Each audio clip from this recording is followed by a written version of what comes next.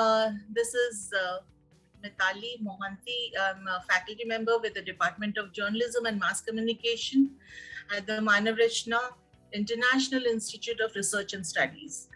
I welcome you all to the second chapter of the international lecture series conducted by us every month as part of the Silver Jubilee celebrations of the university. Now, about today's webinar, it is on creative aerobics. What is that? For the uninitiated, creative aerobics, as the name suggests, is the aerobics of the mind. It is an internationally proven technique for producing creative ideas. An ideation system comprising a set of mental exercises. It works for you regardless of whether you are a left-brain student, a creative writer, an engineer, a copywriter, a gifted writer, or an advertising or marketing professional. In other words, it is contemporary. It's a process, it's a creative process that can work for everybody. So to enlighten us about this, about creative aerobics, we have Dr. Arpan Yagnik. Well, Dr. Yagnik, according to him, his job description is enlightening minds and creating new knowledge. He is a TEDx speaker and an associate professor at the Pennsylvania State University. He is a much sought after speakers who delivers talks and coaching on creativity that challenge human mind and accelerate professional growth. So he has been recognized with many awards, such as the Erie's 40 Under 40, BGSU's 10 Under 10 Honor Roll Award, and BGSU President's Award for distinguished service for all his all-round excellence and outstanding achievements.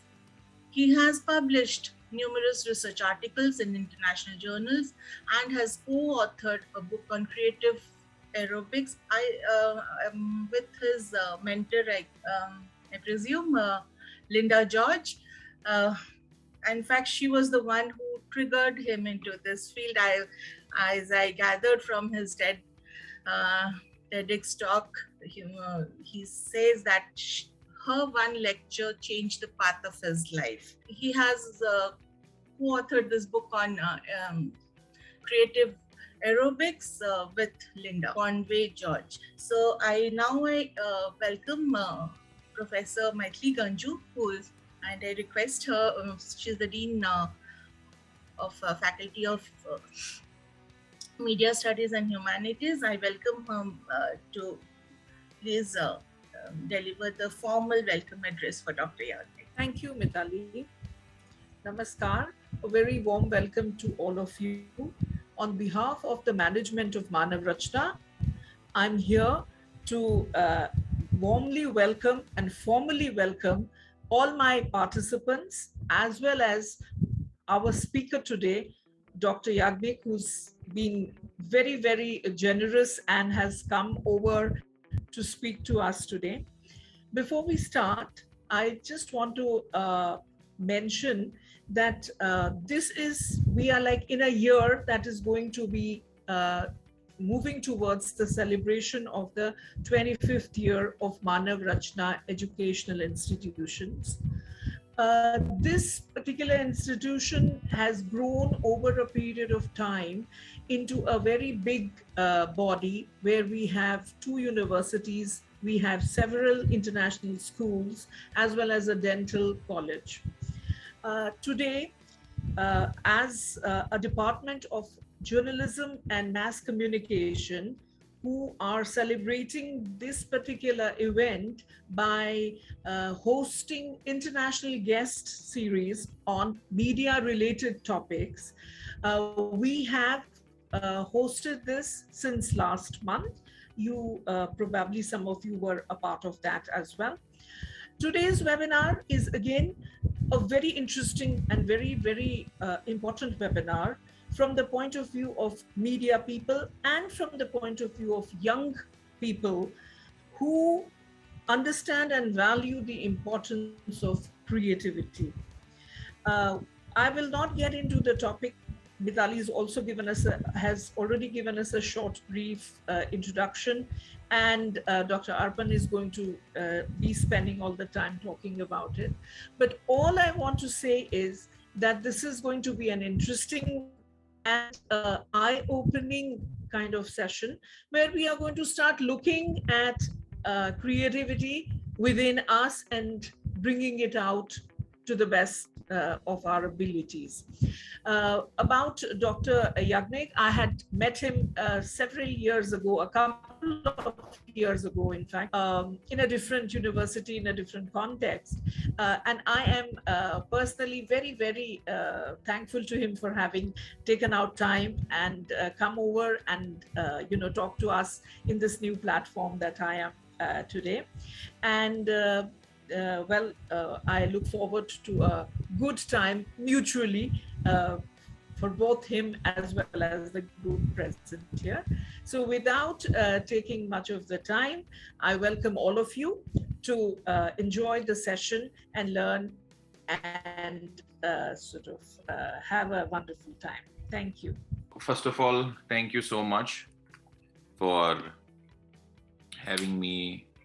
It's pretty awesome and interesting to be connected to so many of you in this virtual fashion, and I'm sure I will make this worth your time.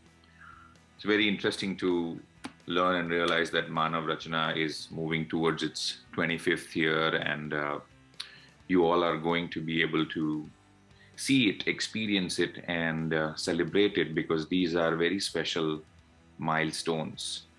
And to be part of an institution during those times is always, it makes it the experience even more memorable. I remember this because when I came to the US for my doctoral degree, it was the 100th year. So the centenary celebration of the universities being in existence. And it was such a special year. Also something special that is happening this year and is the 75th year of independence. And 15th August was yesterday, and I'm certain many of you in your own ways would have partaked in the activities. But I talk about that because it's got to do a little bit with creativity. And as I said, I like to challenge the human mind and make you think of certain things, introduce and expose you to aspects that you may not have considered, or even if you have considered, you may not have considered at depth. So humans, one of the biggest different, like you probably know that 97 or 98% of our genes are very similar to each other, and at times to some apes as well. It is only probably in that 1% or at times even 0.5, 0.1% that so much happens. The big differentiator between any and every living being that exists on this planet and our species of humans that we exist, because there have been other species of humans that have also existed or even at times coexisted at the same time. We are the ones that remain. We have the ability to think of things that don't exist. I want you to listen to this carefully. We are the only living entities that can think of things that don't exist. We are also, in some ways, exclusively able to think about the future and reflect on the past. So many of the things that we see, we live, we take or for granted, we take for something that is normal, did not naturally exist. We brought it to existence. And to do that, one requires, of course, thinking, cognition, intelligence, brilliance, so many other aspects of cognitive abilities, but over and above all, creativity. Independence Day yesterday, I think there are 7 or 8 nations that celebrate their independence on 15th of August.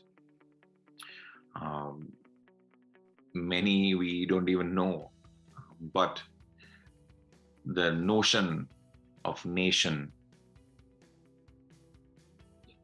has been created by our cognitive abilities.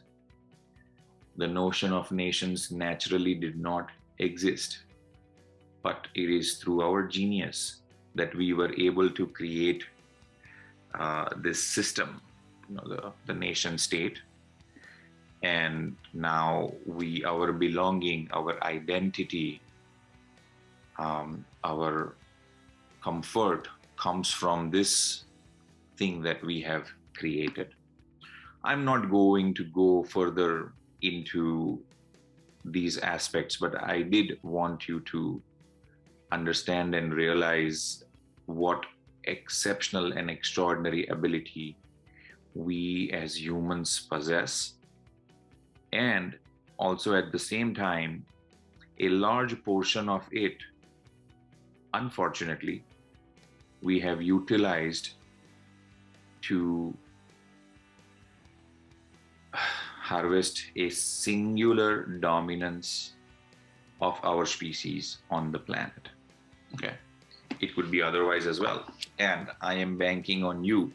I'm hoping that you will use this enhanced ability that you are going to be sensitized to and you're going to utilize to, do something different. All right.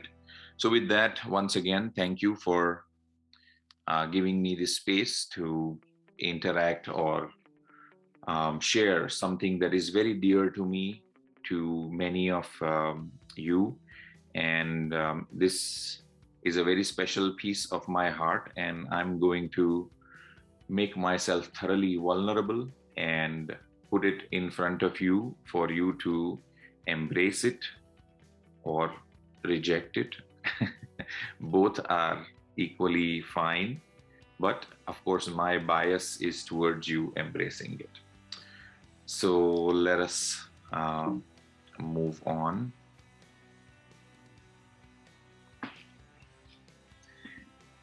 This is a very, very powerful image, and I keep thinking of this all the time.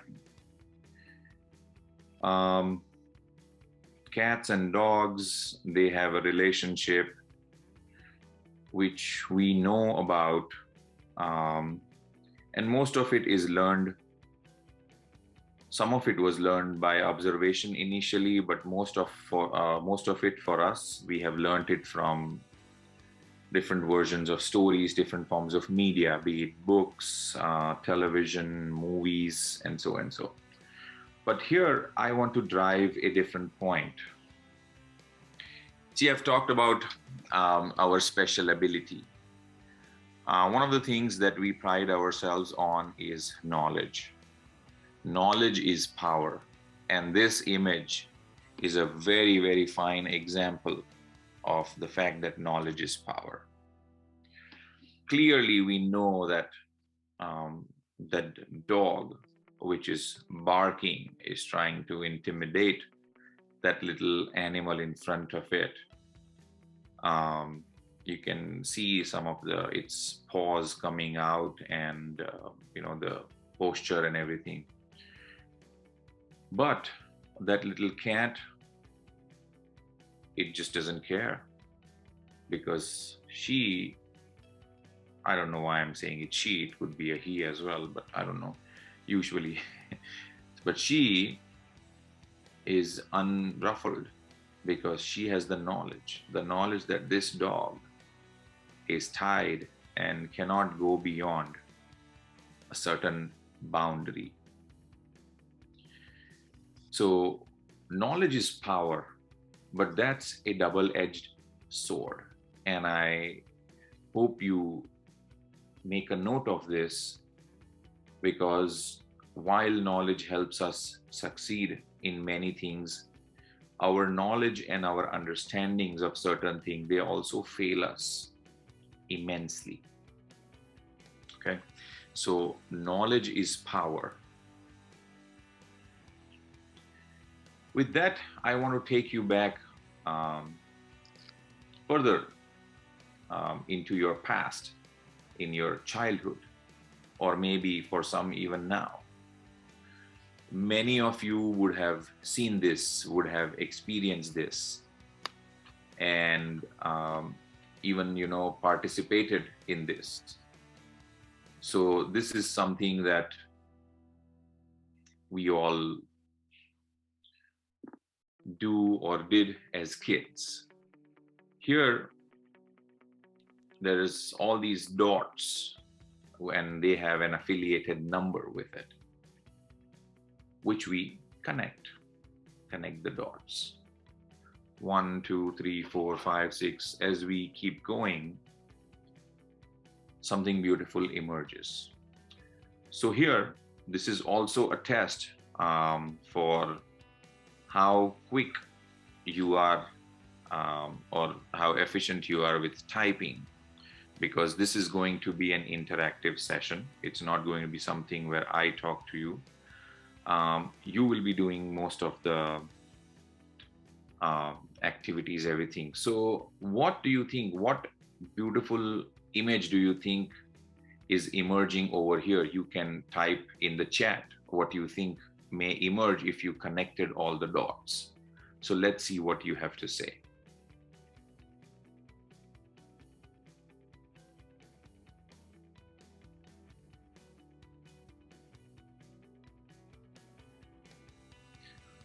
A bird.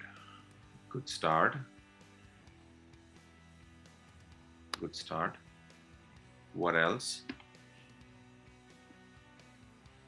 Forest. Wonderful. I like that. And I am going to have to disable annotations for a while, because someone is already, I love it actually, that you're joining the dots, connecting the dots, whoever it is, but it may go to other slides. So I'm going to, all right, so what do we have? A rabbit. Oh, I like that. I'm going to try and birds, trees, water, greenery. Yes, beautiful scenery, tree. Wonderful. 2 birds sitting face to face, the left. Oh, wonderful. Yes, very good. Trees, bird, right?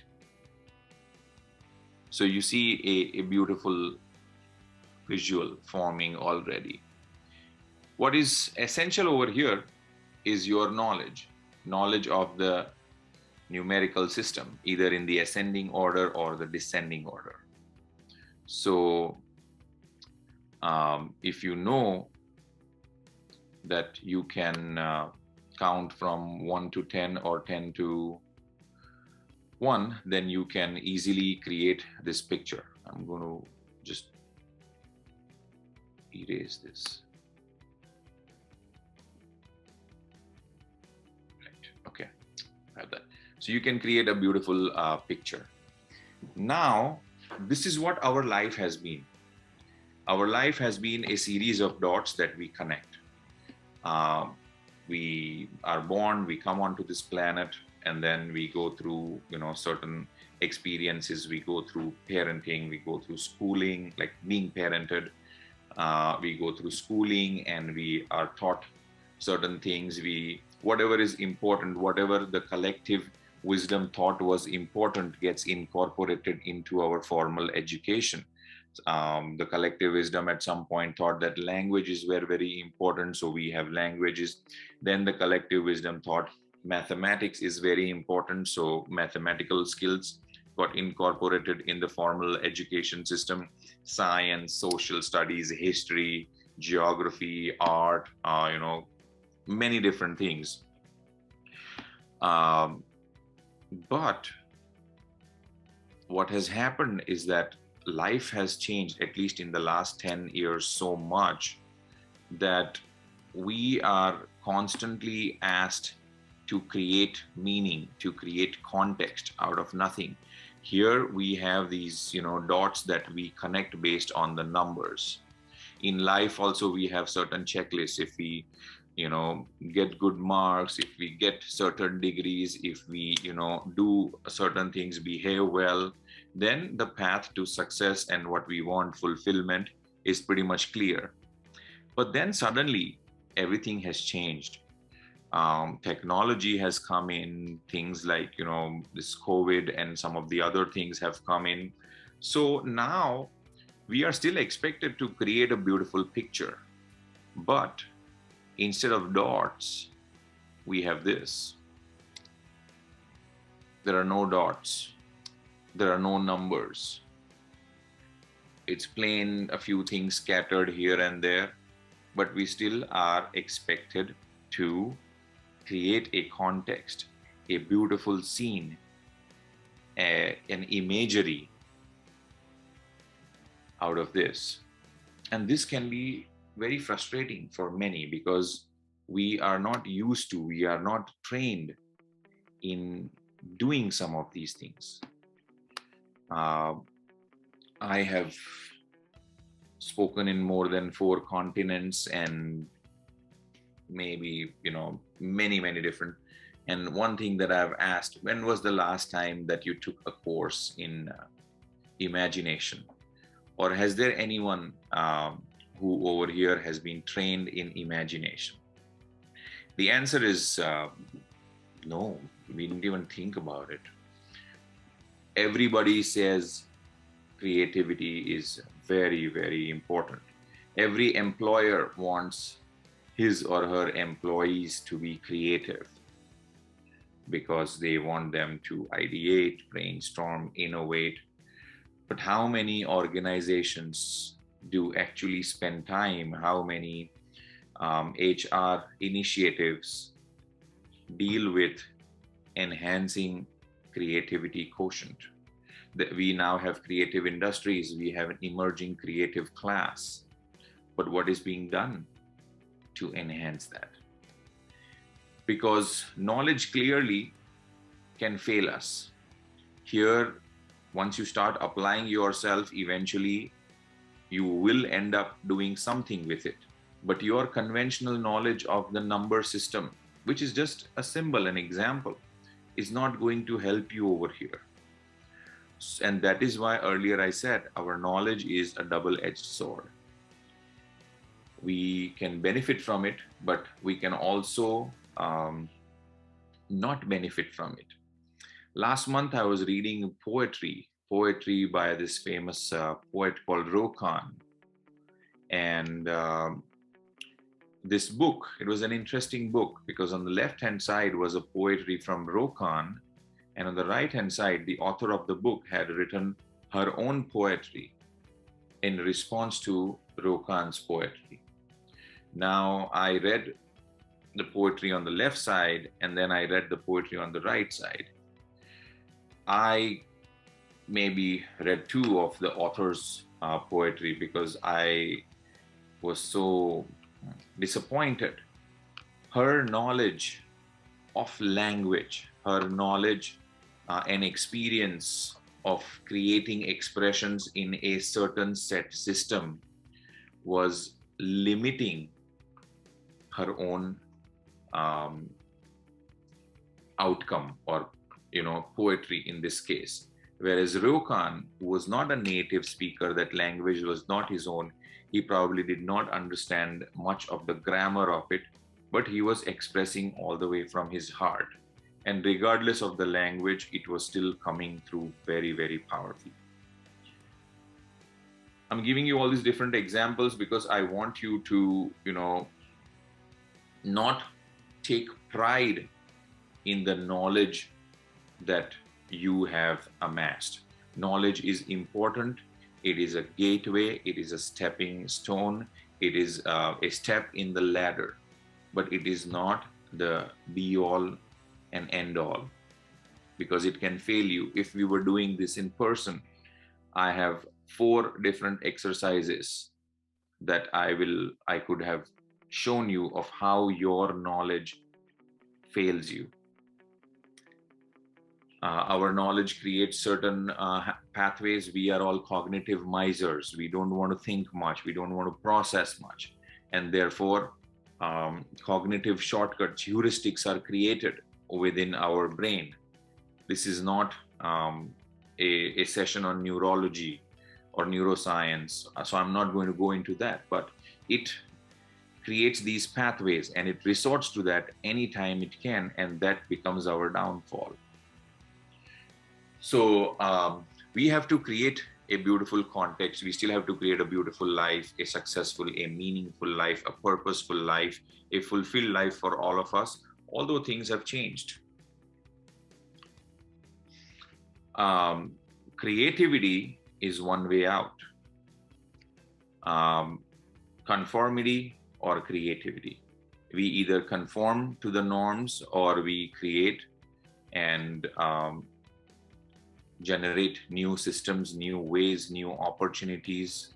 So the big message over here is that creativity is not easy. It's never going to be easy, but it is important and therefore it needs to be done. You pick up any report in the last 5 years, the World Economic Forum, the LinkedIn employer surveys, or many other 21st century skills, creativity is way up there. Next thing is problem solving, innovation. Where does all this come from? We have moved away from it. So today, what I offer in terms of creative aerobics will help you get closer to it. So creativity is not easy at all. You are not used to it. It's like going to the gym for the first time after 10 years. You know what is going to happen to you. You're going to be sore. It's going to hurt so much. You're going to be inflexible. And your brain, over the years of training, has created certain strength in certain areas. But this is a different area. So it hurts, it pains, you get exhausted, fatigued so easily. And that's why you need those crunchy snacks and chewy chocolates. They help, okay? Before I move further, I do want you to know how I think of and process what creativity is. There are so many definitions. The ability to come up with novel and useful ideas, the 2-prong, the 3-prong definitions, the ability to come up with an idea that has a value, and so many different things. My personal favorite definition, or rather explanation, comes from the MacArthur Foundation website's FAQ section. And it says that creativity comprises the drive and ability. There are 2 aspects. There is a drive, that has to be a desire, and an ability which can be cultivated to make something new or to connect the seemingly unconnected. Earlier when I showed you, which someone referred to as a blank canvas, there were connections over there, but those were seemingly unconnected.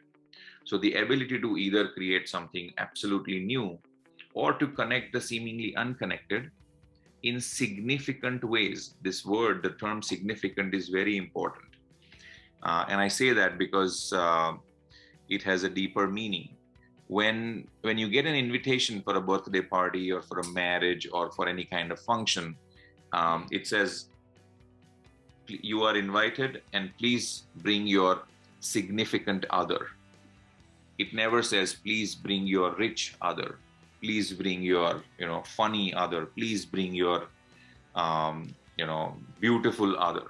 Significant. So in significant ways as to enrich our understanding of ourselves. The more we know, the more we realize that the less we know. So we have to enhance our understanding of ourselves, our communities, the world that we live in, the universe that we inhabit. And the reason is because all of it is so much interconnected. A little imbalance in one is going to create a lot of imbalance everywhere else. And the same is true at the individual level as well. If our mind, our body, and our heart are not in sync, we end up making decisions that are terrible and that bring us more and more uncertainty and anxiety. But we always let one or the other rule over the other three. Our decisions are never in sync. What is good for our body, we don't do, because we do something that's good for the mind. Eating habits, binging habits. We are in media, journalism. So people binge on Netflix, Amazon, and things like that. It's good for brain in some ways, the mind in some ways, but it's not good for the body because we are at times depriving it of movement. So this is the understanding of creativity that I want you to carry.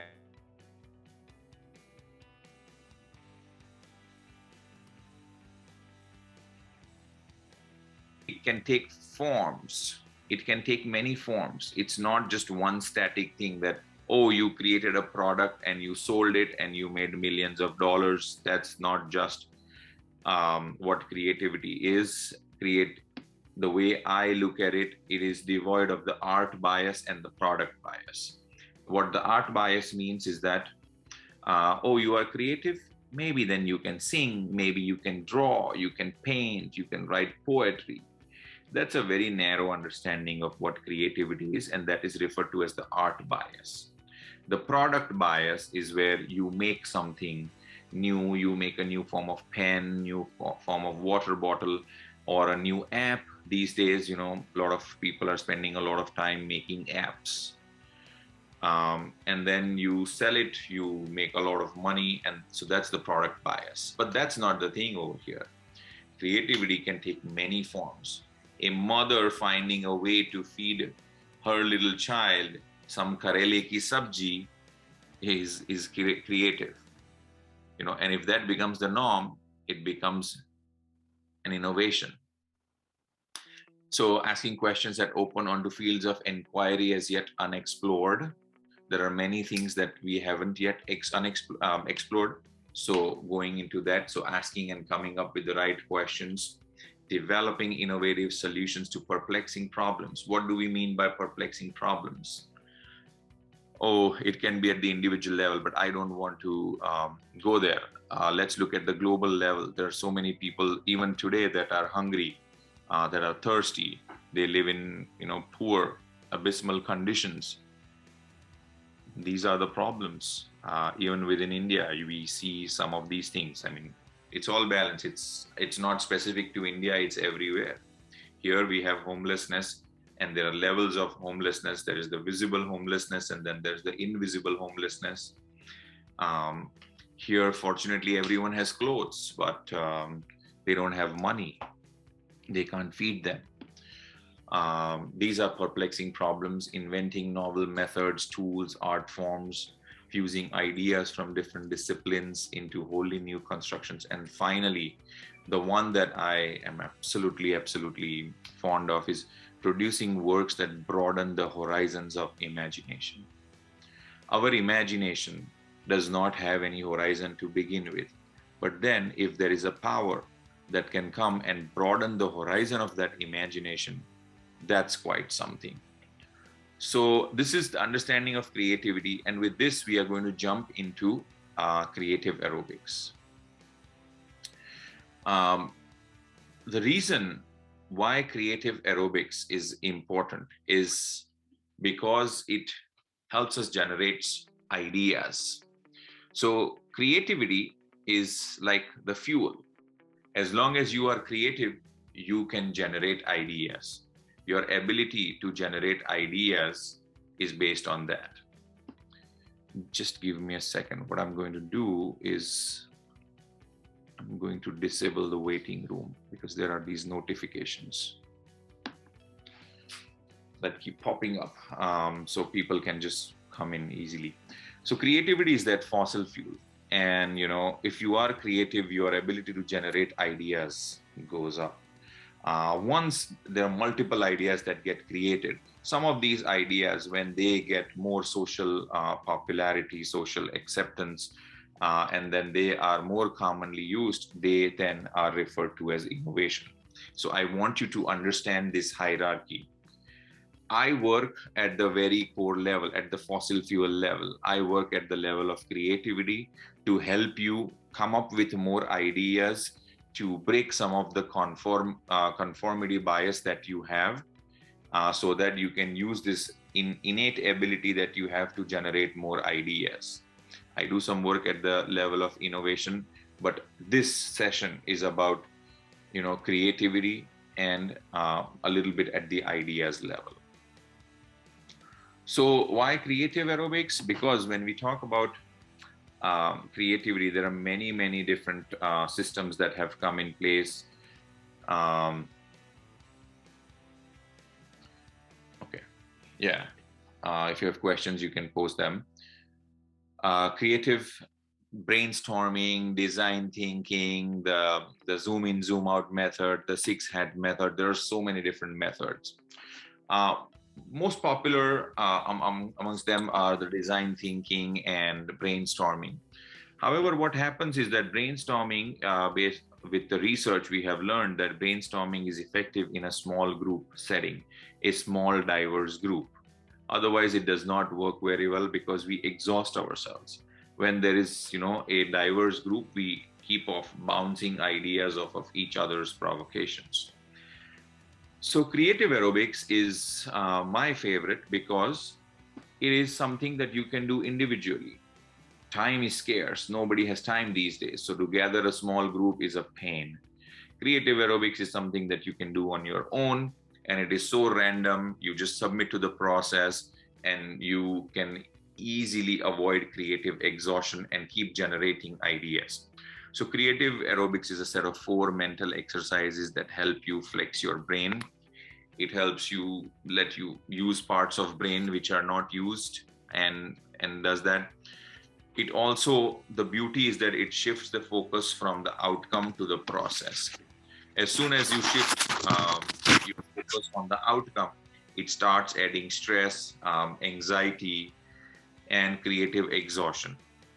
Here, what it does is that it's a quick, crazy, fun sort of thing. So it makes coming up with ideas a play.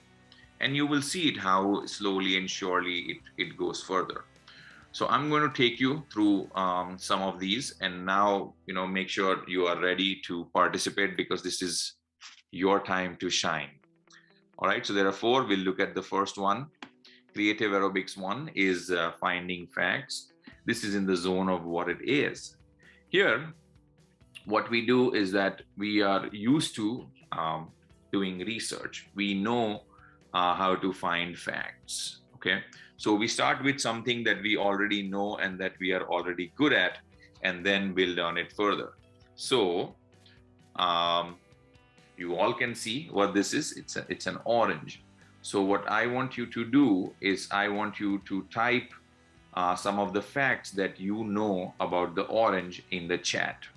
Let's see what you know about an orange.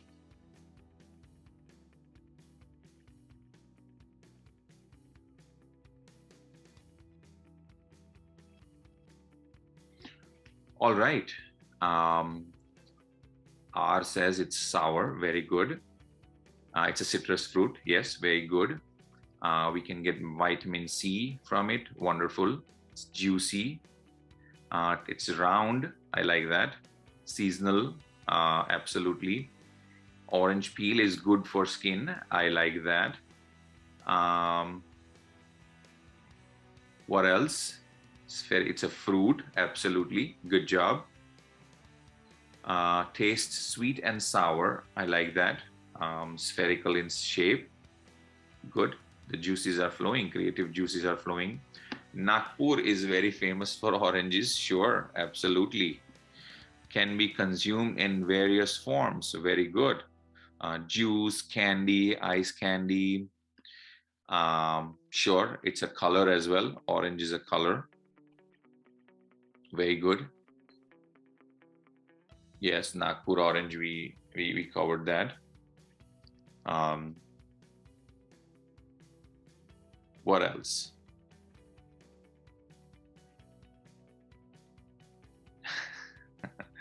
I love this one, that it's affordable. Very good. It has a bright, fascinating color. I like that expression.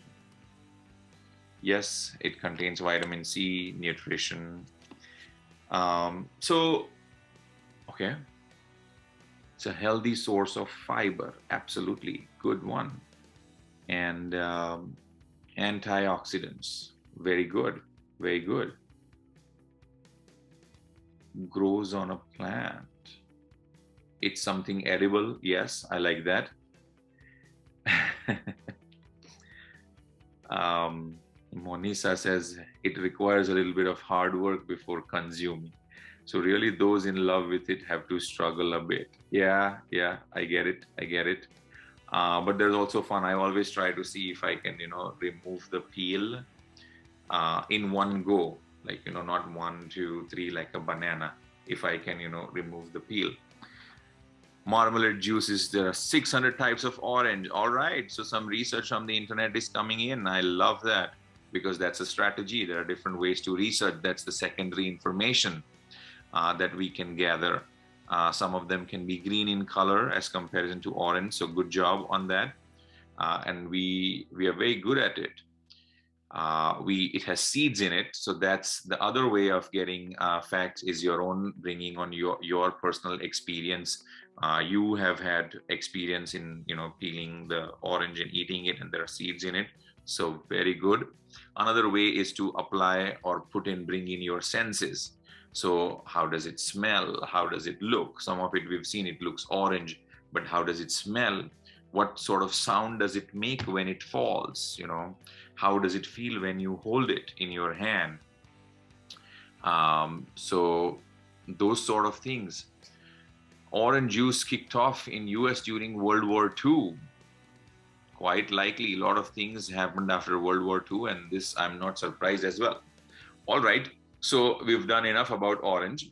Let's move to something more interesting and something more related. So what are some of the facts that you can think of and type about newspapers? So type in or think of all the facts that you can think of about newspapers, and you can type your responses. Let us see what you have to say. It can be daily, weekly, very good. Information, love it. Can be fortnightly, yes, absolutely. It's a morning habit, very interesting. Valued when fresh, the very next day dumped, so true, good one, good insight over there. Informs the people, can do some time pass entertainment as well. Yeah, that's right. It is printed, available in digital as well these days, so very good. Oldest modes of mass communication, so true, very good. Older editions can be used for storing consumables. I love it. I love that one. Editorial features, etc. It is like a ball. Okay. Oh, maybe you're talking about orange. Follows the rule of vision in letter Z. Okay. Follow importance of news news accordingly. Good to wrap stuff. Yeah. Oh yes, absolutely. Making eco-friendly bags. So true. Love it. Focus to literate audience. Yes, that is so true, that there is a bias towards literacy in the dissemination of news in some ways. very insightful. Media opportunity there rather than information. Yes, we have heard that many times, that news is created and not reported, and we've heard that as well. So very good. James Hickey gave first printed newspaper in India. All right, that's very interesting, Ria. Thanks for that. Voice of the public. Good job. Earliest ads, yes, place for advertisements. Wow, so much information, so much already in such less time. Different beats, topics, yes. Bengal Gazette was the first newspaper in India. All right, wonderful. So you see that this is very important. It comes naturally to you because you are used to it. You have done this. Finding facts is the first creative aerobics. And here, what you do is that you are in the zone of what I refer to as the what it is. Okay. And I'll talk a little bit more about it, but it's natural. There are different strategies. You use your senses, you use secondary research, you use personal experience, you go and ask somebody else whether you can, and gain from their experiences. The one thing that I did not see come from you either is because you are all such amazing, saintly people, is that you can use the peel of the orange to, squirt that little acidic juice in somebody's eyes and have a little fun with that. But probably you guys are very saintly and very nice human beings, and who knows. But yeah, so we will go a little bit further from here, but I appreciate there are some other facts about newspapers as well, but this is amazing. We'll go into naming names. From the what it is, we are moving towards the what it isn't now. So far, we were talking about an orange is round, an orange is rich in vitamin C, an orange is nutritious, newspaper is informative, is the voice of people, everything. But now we are slowly but surely going to move into the what it isn't. Here, I want you to understand this. This is a very small little theoretical bit, but that I want you to understand. The zone of what it is limited. Okay, an orange is this, and a newspaper is this. After a while, you get exhausted. But that is what our training has been so far. And we want to move into the zone of what it isn't. So an orange is not. The options are unlimited. And here what happens is that many solutions that exist are available to us, but not accessible to us. So we now are playing a little with our, at the cognitive level, and we are going into the zone of what it isn't, which opens up endless possibilities. So we talked about an orange.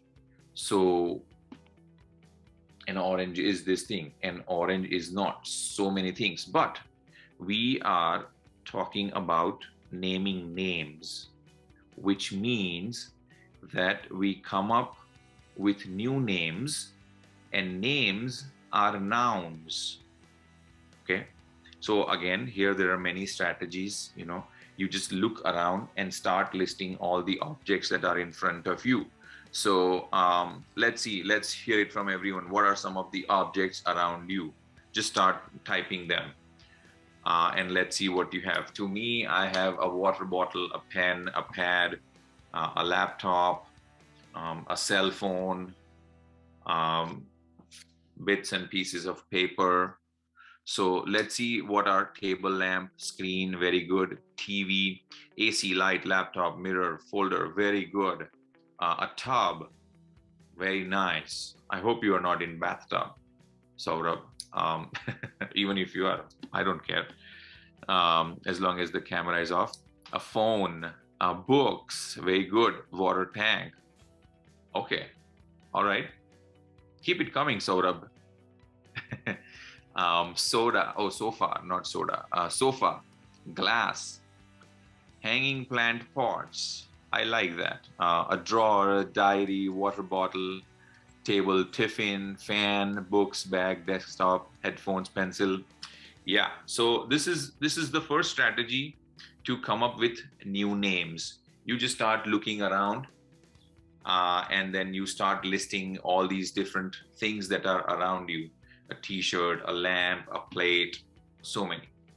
The other strategy is to use a fact.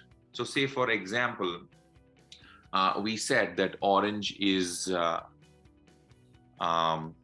orange in color, or orange is round, orange has vitamin C. So one of the fact is, say, orange is round. So we use that fact to jump off, to take a leap. So I'm going to ask a question now, and you are going to respond to that. What are some of the things that are orange in color, that are round, but they are not an orange? So what things that you can think of are round in shape, but are not an orange, the fruit? Okay, wonderful. We have some responses. A ball, very good. Apple, earth, lemon, very nice. Keep it coming. Tennis ball, good job, Shiveen. Sun, very nice. The globe, moon, good job, Aarti. Wonderful. So here we are taking a leaf. Tomato, very nice. I'm going to, since you guys are doing so well already, I'm going to up the challenge for you. What are a clock? And we have, what is it called? Not a smiley, but an emoji? No, I don't know. But that thing, a symbol, a pupil. Okay, yes, very good. So since you're doing very well, I'm going to up the challenge. What are some of the things that are round and are found in a mall which are not an orange? What are some of the things that are round which are found in a mall but are not an orange? Bubblegum balls, I love that. Polka dots, oh, that's amazing. That is amazing. Crazy ball, yes. Bouncing ball, clock, so cool. Ball throws, yes, very good. Football, yes, very nice. What are some of the other round things? See, stretch yourself and you, a balloon, yes, okay, good one. Pani Puri, Shraddha ji, you've got it. That is wonderful. Kinder Joy, snooker ball, the ticket counter. Yes, yes, yes. So far, Pani Puri is topping the list. Let's see. Who else can? Oh, laddus. Now we are talking. Now we are talking. What else? Pani Puri, laddus, basketball, a pizza. Very good. Very good. This is awesome. Or some of the things that are round and are found in a mall, but not an orange. A burger, very good. Shopping cart wheels, now that's next level. Good job, Jasprit. Good job. Okay, so I'm going to make it Dunkin' Donuts, very good. I'm going to make it even a bit more challenging. All right, what are some of the things that are round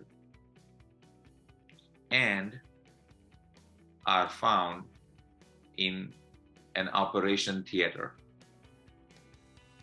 which are not an orange? Let's see what you have to say. Oh, lights, very good. Lights, yes. Things that are round. Okay, adjustable lamp. Okay, the oxygen pump, true. Top of spatula, yes, very good. The stethoscope, correct. So cool. Stretchers, yeah. Stunt or stent, I'm not sure about that, but I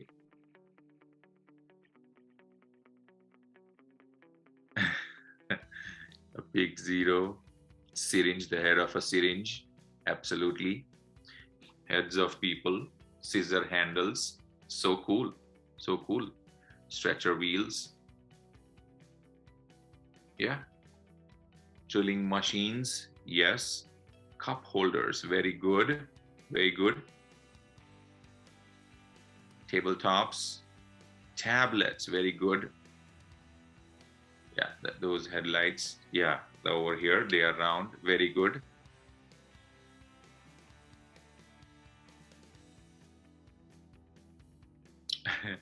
Oxygen level, O2 level. Yeah. Stethoscope. Well, awesome. This is awesome. Spectacles of a surgeon, the CT scan machine. Yeah, the one that, yeah, awesome. Cool. So you see how now we have moved into the what it isn't. We're talking about an orange, and then now we've moved into an operation theater, and we've moved into pani puris and laddus and whatnot. There are other strategies as well, random selection, directed selection, but we don't need to go in it. I'm going to move further. This is when we are now, we've talked about things that are in the what it is and things that are in the what it isn't. And earlier I spoke about things that are available, options, responses, solutions that are available but not accessible to us. So with Creative Aerobics 3, we really turn on the creative switch on. And here, what we do is that we try to find similarities between dissimilars. So in the what it is, there were certain things on orange, and then we moved on to, stethoscope. Nothing, they don't have anything in common.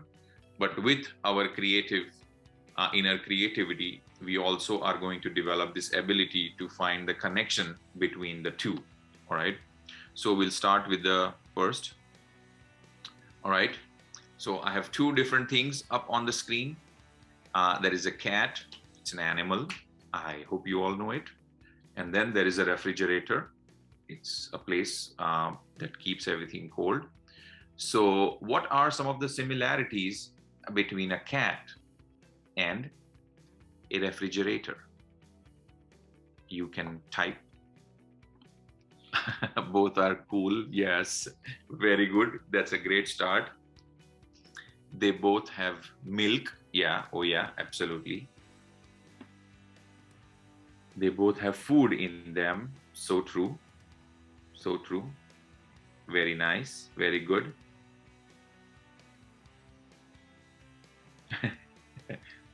They are both cunning. I love that. I absolutely love that. They both react to lights. Yes. Yes.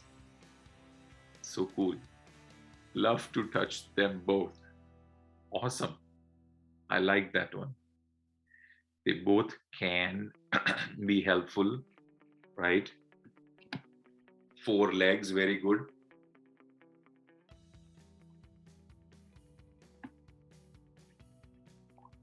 Both are cute. Yes, yes, absolutely. They both are cold. They both are cold-hearted. Very nice, very nice. Keep it coming. Different colors, absolutely. They both can purr, true. That's the sound that they make. Bhavana, I like what you said. They both are moody. I love moody refrigerators because the stories that can come from moody refrigerators are the best ones. So I'm glad you brought that up. They can give you a shock. Yes, they could. They definitely can. In different ways, by their presence as well as by their absence. They can give you a shock. They both just sit. What kind of a lazy cat do you have, Shivain? I'm just kidding. But yeah, you're right. Okay, so now I'm going to make this a slightly little difficult, okay? And we are going to the next one. So I hope you are ready for it now. All right.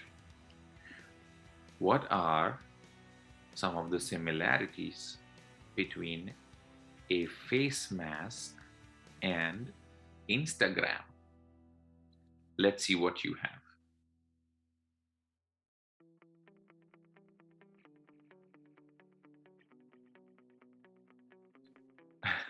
So honest you are. Can't live without both. They hide your true feelings. Yes, very good. Keep your mouth shut.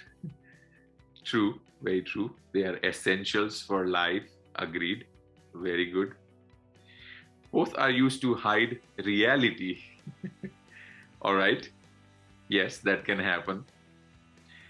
They are both are safeguarded. So true. So true. They both have filters. Oh, that's interesting. And so accurate. Very insightful, Prerna. They both allow you to show what you want to show. Okay, so you can put your face, the face that you want forward. They both help stay connected with people. I love that. I love that. This is the first time that someone has said that. So kudos to you for that. They both help us stay connected. Absolutely. What else do we have?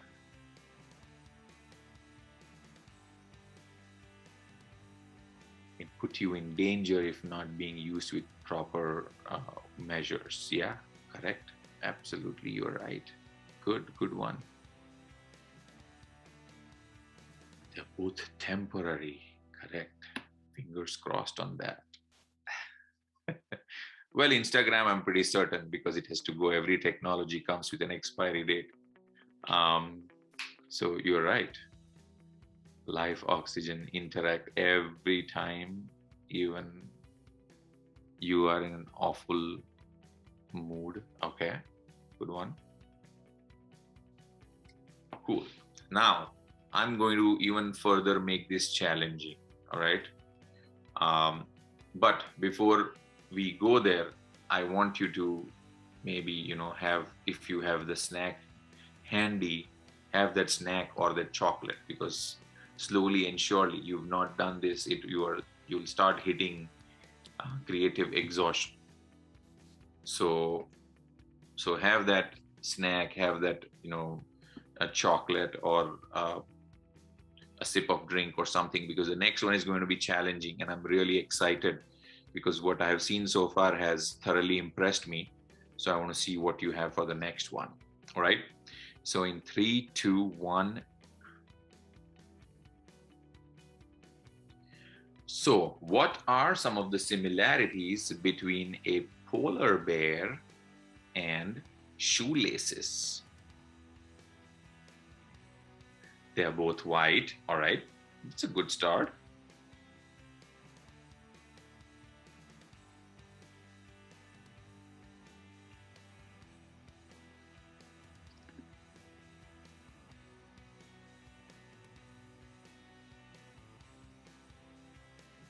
Both are safe in cool environments. All right. Okay. That's a interesting one. Seemingly easy, difficult to bear. All right. Can walk on ice. I'm trying to imagine shoelaces by themselves walking on ice. It's an interesting visual. Maybe Pixar should think on that lines. Where shoelaces are characters. That'd be an interesting thing to happen. Or we have journalists who report from different places. What if the same thing were to be reported by their shoelaces? How would news and information change if it was reported not by a human, but a human's shoelaces? Interesting thoughts. What else do we have? Both are related to, winter, sure. Could you repeat the two things? Absolutely. What are some of the similarities between a polar bear and shoelaces? Saurabh says both strong hand, yes. Safety is very important, yes. They both have that safety aspect. Hanging to the ideas, places, both are soft in touch. Good one, right? They both keep you safe, one from falling, other from climate change. Now that's deep. Yes, very good. Both are quiet. All right, that's interesting. I like that. So in terms of similarities between shoelaces and polar bears, so far the climate change is the winner. Maybe I have a bias, but what else?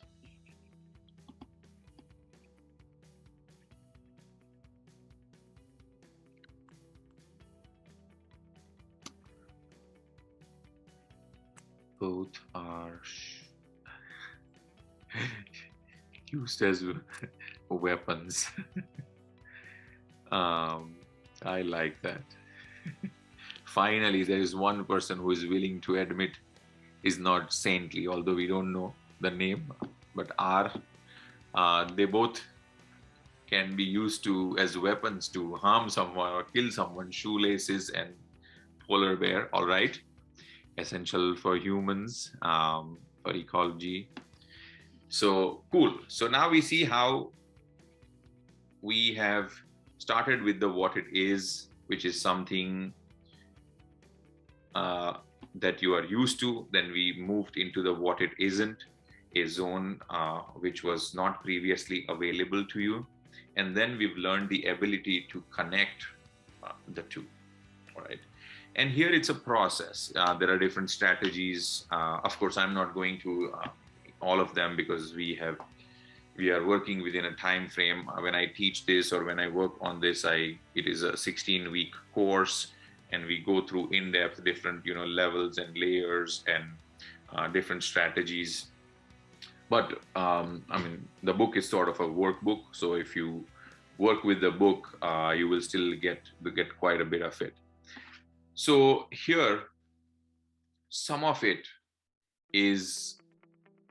starts coming naturally to you, and I want you to reflect on that for a moment, because what happens is that we have not used something. All of us as humans, we go through two standardized funneling systems. The first funneling system is parenting. We all have parents or some form of guardians, who pretty much all across the globe tell us the exact same things. Be nice, be good, don't lie, don't cheat, don't steal things. These are pretty much standard things, certain standard values in some ways we get taught. Of course, there are different variations depending on geography, but if you try to bring out the common denominator, we are all, standardized over there. And then as soon as, that parenting, while that is going on, we enter another or a secondary standardized funneling system, and that is education, schooling, where we are taught some of the very similar thing, language, math, science, all of these things. And with that comes a way of thinking. And this thinking is more and more encouraged in schooling, because of which the other form of thinking, processing, expressing does not get enough experience, training, but it is there. Many of you may not have thought that you would be so creative, but based on the responses and the speed with which and the depth of these insights were coming, it is amazing and astounding what is there inside of you. All you need to do is develop the ability to generate certain provocations. Okay. So I'm not going to go too deep into it, but I want you to acknowledge and be aware that by default, you have that in you. You just need to get in touch with it. All right. So I'm going to not spend too much time over here but this is slightly advanced level and it requires, but I'll give you one example. In Creative Aerobics 4, what we do is we try and create new meaning for existing phrases. We give certain things new definitions. And for that, we make sure that we become friends with ambiguity. We become friends with uncertainty, and we utilize that to make, hang on, there's something. Mic is on, I'll mute it. Yeah, okay. So we use that to go into that. So one very quick example is that I woke up today morning and I finished all the cereal. Who am I? I am a serial killer. So homophones, homonyms, there is ambiguity, and this is just a very, very at the literal level, but in so many other ways you use this and utilize this to come up with this. I'm going to leave it at this one because there's a couple of other things that I want to really touch upon. So a very quick recap, Creative Aerobics is a set of 4 mental exercises. Finding facts is the Creative Aerobics 1, where we are in the zone of what it is. With naming names, we go into Creative Aerobics 2, where we go from what it is to what it isn't. And then Creative Aerobics 3, where we find similarities between dissimilars, is where we try and understand and learn how to connect the two. And then in the 4 is where we create new meanings, new scenarios, new problems, not new problems, new solutions. I hope not new problems, new solutions by befriending ambiguity, uncertainty, and volatility that's there. So this is a quick recap, but there are a couple of other things that I want you to do, and this is this last activity, and then so this is something that's right there in front of you. I'm going to ask you a question, and your creative juices are already flowing, right? What are, like most of you, I'm assuming, are students of journalism and mass communication and faculty. What are some of the journalism and mass communication related terms, jargons, processes, phenomena that you see in this figure in front of you? It's something just there, but within that, and I'm really now pushing you, and I usually don't, but I'm really now pushing you to think and create context out of nothing. So what are some of the things that are related to journalism, mass communication, media, new media, convergence media, grammar that you see over here, and you can list them out.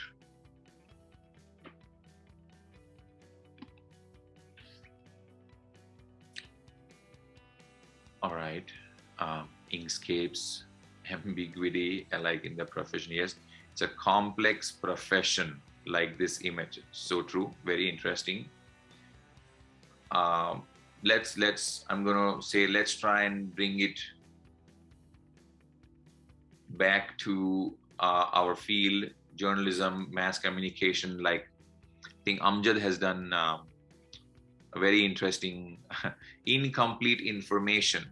I really like that. Many of the times, like,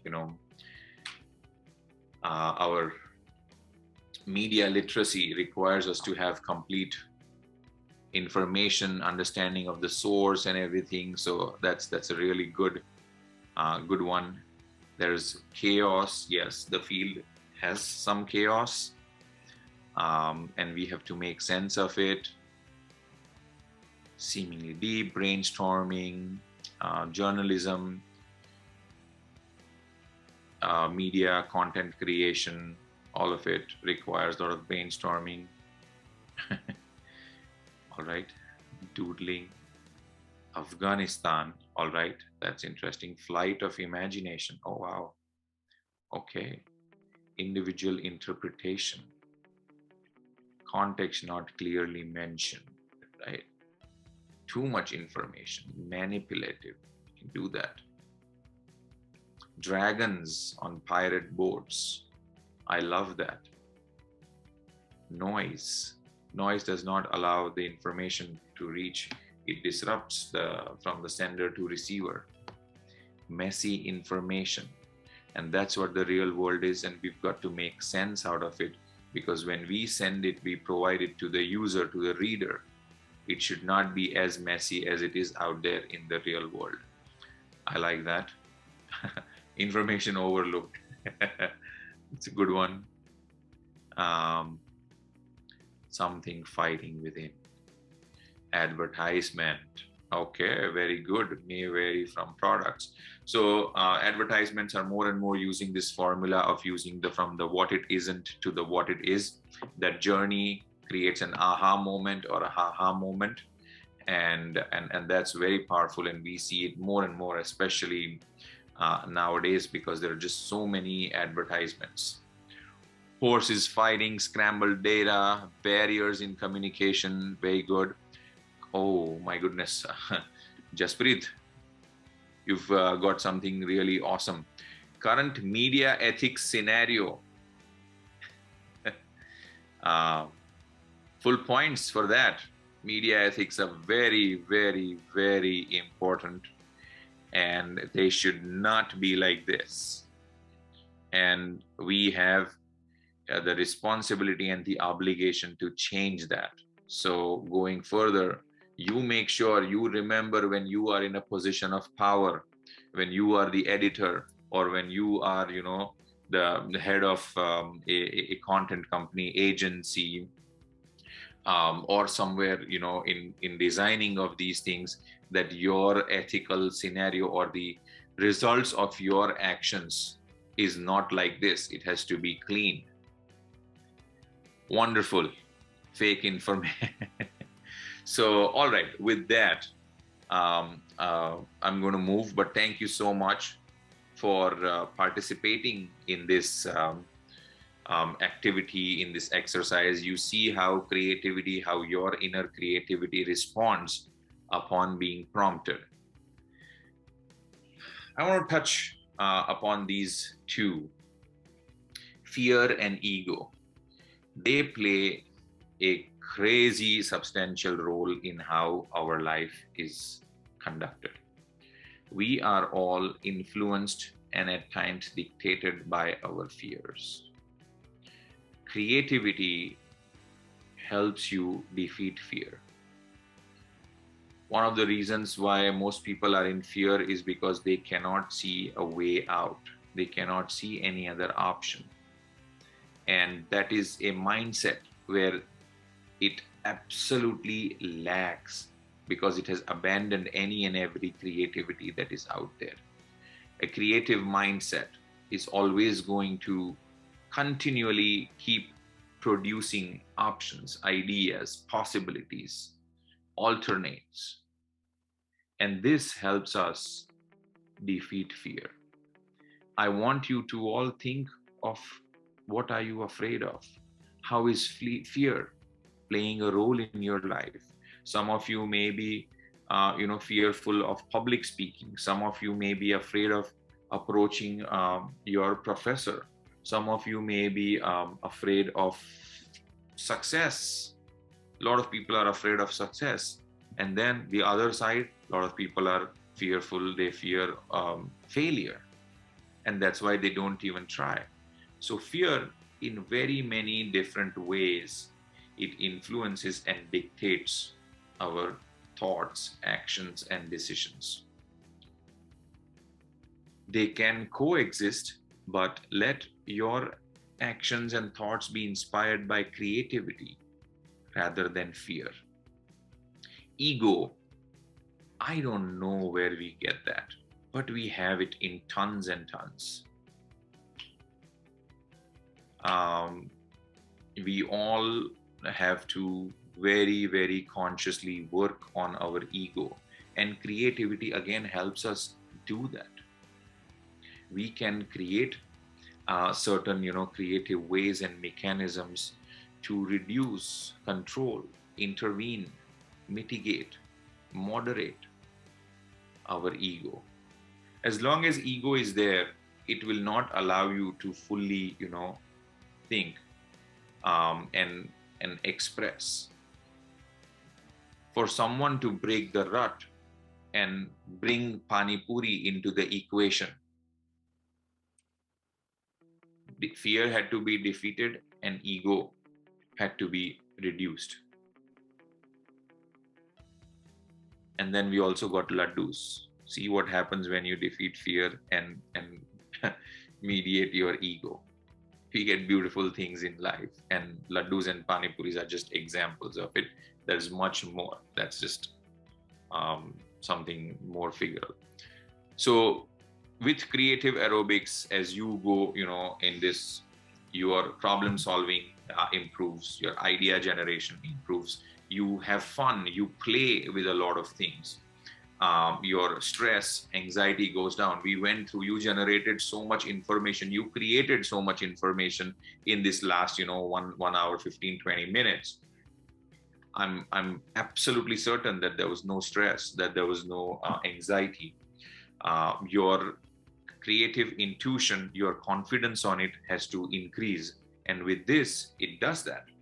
So with that, I'm going to share with you this last message, that your new life is going to cost you your old one. You cannot continue to live in your what it is, because that's not what you want. You want to improve, you want to become something else. You want to move towards what you could be, what you should be, rather than what you just are. As a student, you want to be a better student. You know your potential, your parents know your potential, your professors know your potential, and they are there to encourage you, motivate you. But you also have to pay the price of leaving your old life behind. And I'll give you one example. Most people, when they set alarms, then they snooze it. What are you going to gain in those 5 minutes? I don't know. But you pay a heavy price for that. So these habits, you have to cultivate this. You want to change the habit.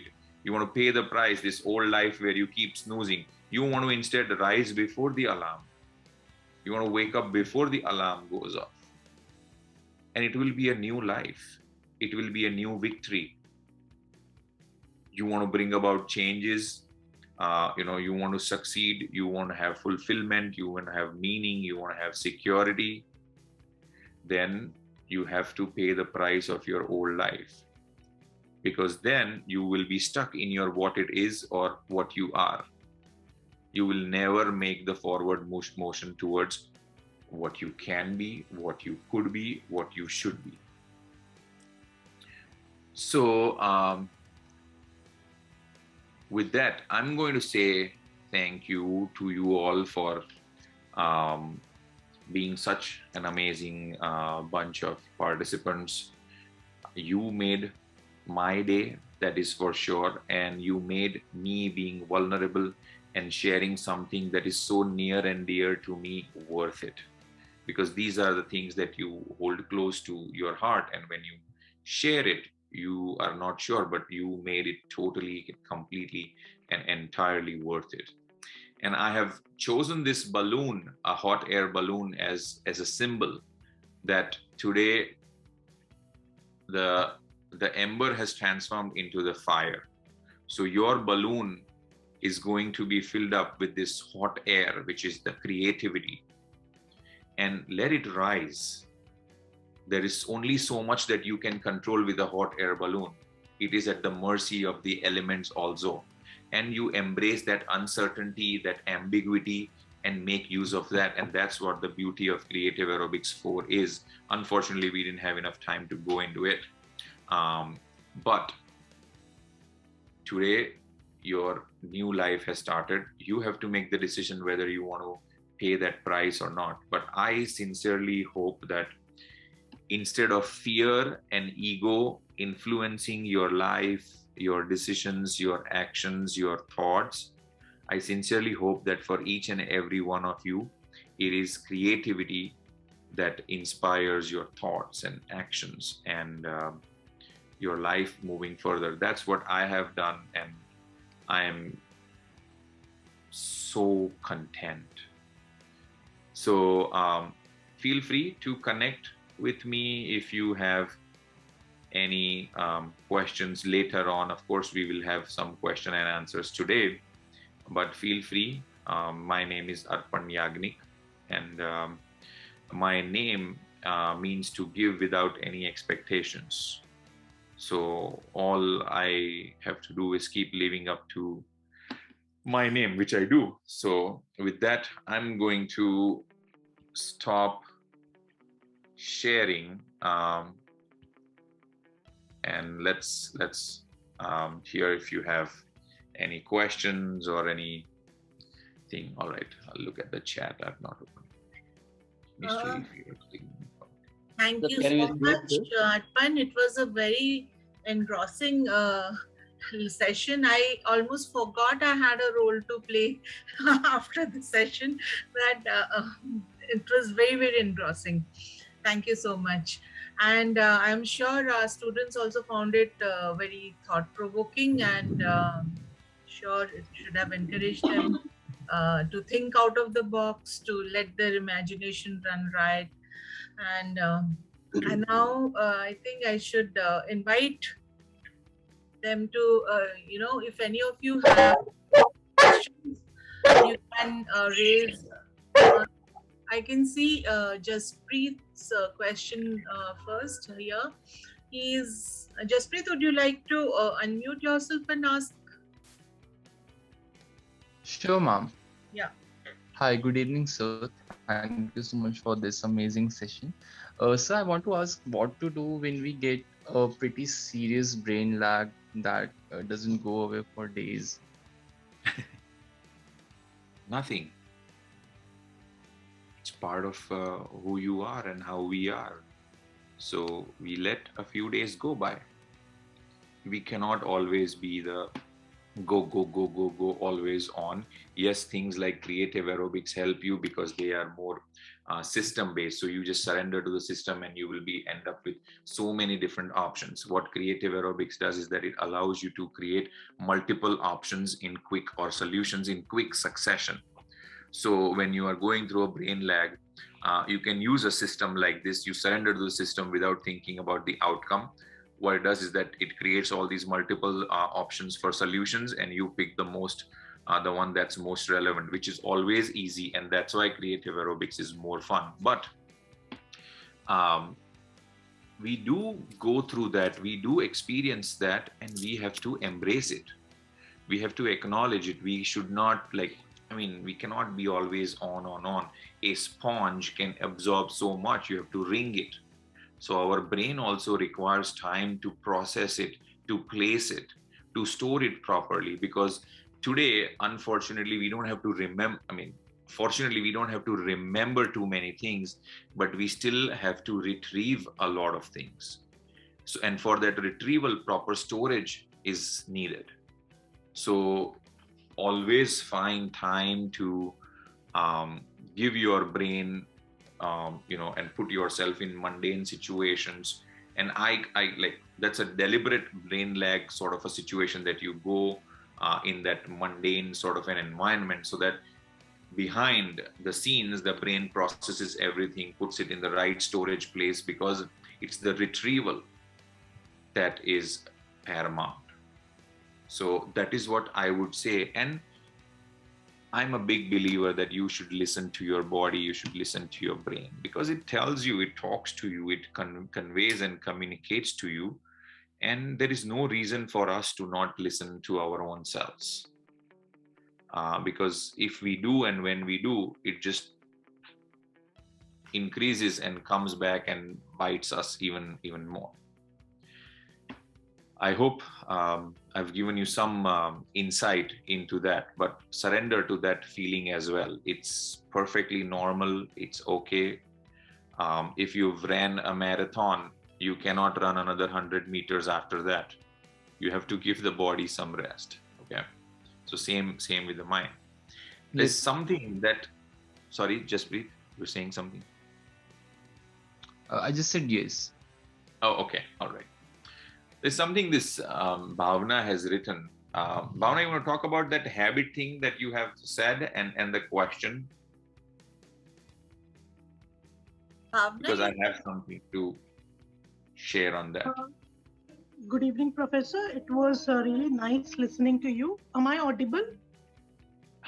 No, everything you said was not audible. So I didn't hear the compliment, but everything now you're going to say is going to be audible to me. Go ahead. No, well, you should receive compliments as well. Okay, so, I deal with critical and analytical thinking courses, and I also deliver courses on creative thinking. But often at times I get confused as to which one is important for any profession for that matter. So, which according to you would be more important, left brain, right brain? So, I know it's a dicey question, but then No, it's not a dicey question. It's a very clear-cut question. From where I sit, creativity is very important. But that's me, my bias talking. But that's not the case. See, these are all. It's like you have a hand and you have 5 fingers. We don't really think about which is the most important finger. It is important to have all. It's not that the index finger is more important than the little finger. Analytical abilities, critical abilities, these are very important because they let us go to the depth. They allow us to see the mountain from different sides, right? If there is a mountain, that's what critical abilities allow us to do that. What creative abilities allow us to do is that to see many more mountains around that mountain which are not visible to you. So it's not about going and seeing the mountain from all the sides. It's actually seeing many more mountains when they don't even exist to complete the picture. So these are all very important. And as a teacher, as a professor, as an instructor, as a guru, whichever mentor, wherever you are, I can tell you what I do. I cannot tell you what to do. But as all of this, I never put more importance on anyone because it is for the individual to decide his or her journey. I am only a conduit to expose and introduce and all of this, put these things on the platter and for them to use in the best of the possible ways. They are going to use whatever, and we have no control. And I also don't think that we should have a bias or that, oh, this is more important, because there is that traditional cliche that every teacher that comes into the classroom says this subject is the most important. Now, if everything is important, then nothing is important. So why should we do that? Why should we emphasize our own biases? And that is also the problem, that we tend to do things that we are good at. Creativity, if you are really creative, you will never do something that you are good at because you will constantly be breaking the rut and doing things differently. Also, Bhavna, you have mentioned something about this habit that you can create new habits in 21 days. And I have also heard and read about this, but I think it is rubbish. And the reason why I say that is that I went to school. Most of us did. My school was a morning school. And most of us, for almost 15 years of our life, we would wake up at 6 a.m. and be at the school by, 6:45. Yes. Forget, 21 days. I'm talking about 15 years we did that. And still we are not used to it. I got your point. There you go. Yeah. So Makes sense. there is Yeah. a deeper insight over here about human behavior, and True. that is why it is about the drive and the ability. You have the ability to wake up every day, but do you really have the drive? You have the ability to be creative, but do you really have the drive to be creative, to stand out, to do something good for yourself, your society, your community, this world, this cosmos that you inhabit? True. Yeah. So something can be created in an hour, and something cannot even be changed after 15 years or more, even more. Even my college was a morning college, so, but Thank you I so hope much, Professor. Thank you so much. Yeah. you are most I was welcome. able to satisfy my development questions. So glad. Thank you so much. You are most welcome. Okay, we have a post from Ritika. You can read that, Arpan. In my class, I have been using brainstorming exercises, Scram and last word. You've taught me a new, okay. Oh, you're most welcome, Ritika. Yeah, as I said, there are many, many different ways. And it would be lovely, Ritika, that now that you've been exposed to a few of them, you create your own and share with us as well. Because we all work very uniquely and independently in many different ways. So why don't you come up with a new way of thinking or connecting dots? It doesn't have to be too big, but you should, focus and push yourself towards doing that. And I would highly encourage that. So thank you so much for sharing that. And I think We have Aarti a has raised a hand. hand raised. We'll take Dr. this Aarti last Khare. question. Yeah, we'll wind up after this. Yeah. Dr. Khare, you can unmute yourself and speak. Hello, good evening, Arpan, Professor Arpan. This Arpan is is Dr. Aarti Prakash Khare here. I'm a professor at Architecture and Design Department at Manav Rachna University. I studied commercial art when in graduation, and then I did masters from IIT Bombay, and then recently conferred with PhD from IIT Delhi. So Awesome. I saw the commercial art. I was a commercial art student in graduation. Then I learned graphic design, and then I came in so many years up to UX, UI design, e-learning, visual design. I want to know that the journey from commercial art to graphic design and the newest technology, having the latest, we can say, the design thinking, as well as the design ideas or creativity, how you say that, how a student from a commercial art or advertising, if I say, advertising is purely a different approach. They go with a different approach. And design, graphic design students or the artists or creative people, they go in a very different manner. They treat the problems in a different manner. So I want to know how the colleges, they are into design, and they are somewhere they are teaching the commercial art. Still they are teaching the commercial art. So what are the things which they should incorporate, so they should be able to face the industry in a manner so they'll be known as a creative person, not as an advertising or commercial art student or a graphic design student. Thank you so much. Thank you for that question, and congratulations on your PhD. So you've asked me a question, but the way I have processed, and I've thought about this, not exactly your question, but something else, and it relates. So I'm going to say, so what are the insecurities of an institution and of a professor, of a teacher? Why are we doing what we are doing? Okay. We start with something else. It is our insecurities and lack of confidence in what we are doing, and what we are, the experience, the learning experience that we are providing to our students, that we don't think that they will succeed. And that's why we are doing things and like indulging the whims and fancies of certain things where a easy job. I think every student gets a job. I've not come across any student that hasn't really gotten a job or say.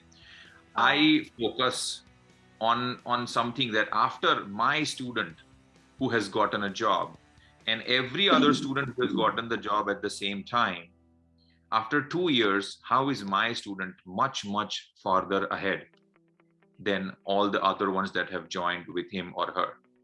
True, very true. And our insecurities, it is our insecurity.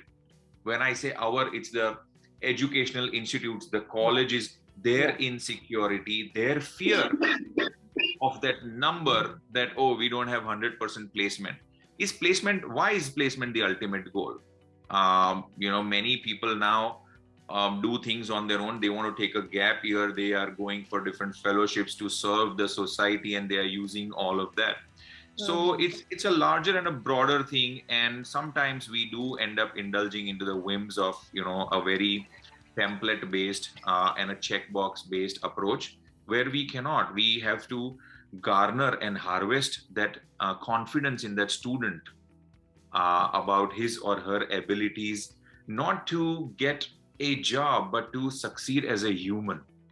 And when that is happen, that outcomes, when those checkbox outcomes changes, our approach, our that students experience also changes. There are so many students over here, and I also want students to listen to this as to, yes, there are certain outcomes that are set by the by the life, by the ecosystem, by college, but you have now critical thinking abilities. You are now getting introduced to creative. And I have not gone very specific into field wise, but in journalism, coming up with headlines is one of the biggest headaches for most people. Creative aerobics is the best way to come up with headlines, right? In design, in building architecture, where you seek your inspiration, certain aspects of design, it's all about generating ideas. So there are many different things, but of course this is just the first introduction. I hope much more is to come, but I to again wrap up this, because I have another meeting. Sure.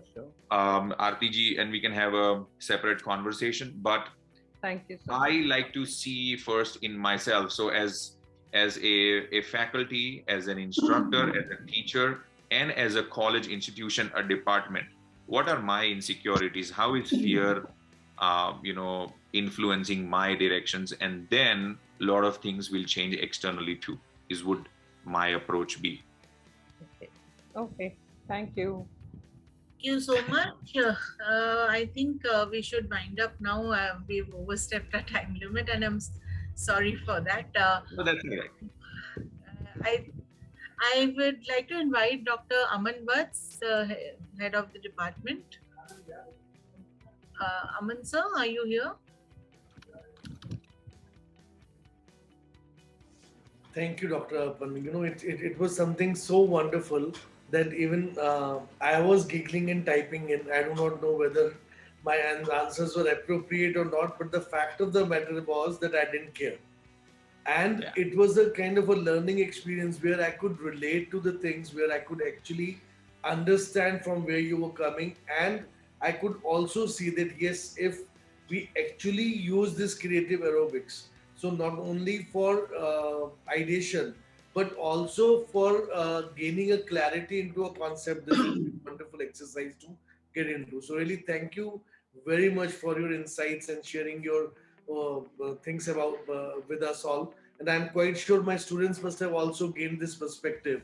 And I'm taking this liberty to not only thank you for having us, giving us the opportunity of inviting you and interacting with us, but I'm taking the liberty of ensuring that in future also we'll keep on requesting you, and you would be kind enough to join us and be available to us for another such sessions.